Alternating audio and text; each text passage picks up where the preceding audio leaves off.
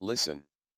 If you are an American who believes there is a God, then you probably believe that America is still the greatest nation on earth. Hopefully, you also recognize that we need a moral, spiritual revival before a political revolution can be planted in fertile soil. It just makes sense. Are you with me? Please subscribe to Daily Tea at www.dailytea.us/subscribe. Theater of the Absurd. Daily Jot by Bill Wilson. Over the weekend was another one of the Nation of Islam's Million Man Marches. America hater, Marxist Islamist Louis Farrakhan told attendees that America has nothing to offer them, that Moses wasn't an integrationist, and talked around the concept that blacks should overthrow the United States government. Though he didn't directly say that, it's not hard to draw the conclusion from his previous remarks. It was Farrakhan's justice or else moment. Another speaker, allegedly Native American, led a chant, "Down, down, USA." To give you an idea of where things stand, Black Lives Matter retweeted the chant slightly differently saying, "Down with USA." So their brand of justice is injustice to those who disagree. Across the world, a slightly more violent protest was taking place in Jerusalem.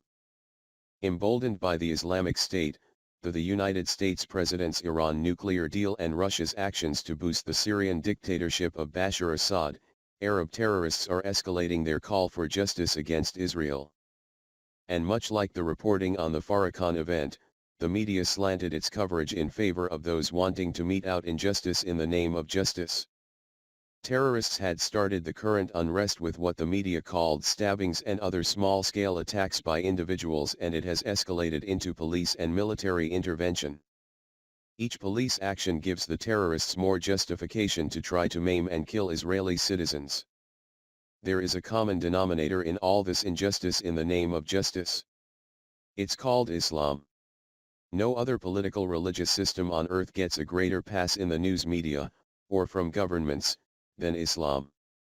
Yet Islamic-run nations year after year lead the United States State Department's lists of human rights violations, child trafficking, violence against women, sex trafficking, slave trafficking and drug smuggling. We know firsthand the violence Islam perpetrates wherever it goes. Yet, Islam has been allowed to build a worldwide straw man called injustice and convince certain groups that they are victims. They are victims of whites, Jews, Christians, the wealthy, although the leaders are wealthy, police and of all authority. Do the folks that attended the Million Man March know that Islam, Farrakhan's cover, killed most every black Christian in Sudan? And when there were no more black Christians to kill, they began killing black Muslims. It's true.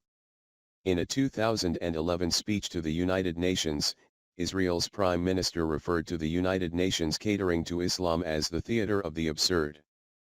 He pointed out that the United Nations allows radical Islamic nations to oversee committees on human rights, disarmament, and the Security Council, concluding, "You couldn't make this thing up."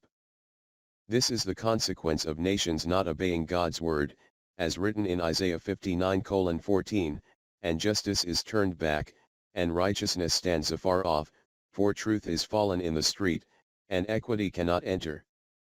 Take care to guard what is good, that it not be counted as evil. Have a blessed and powerful day. Bill Wilson. www.dailyjot.com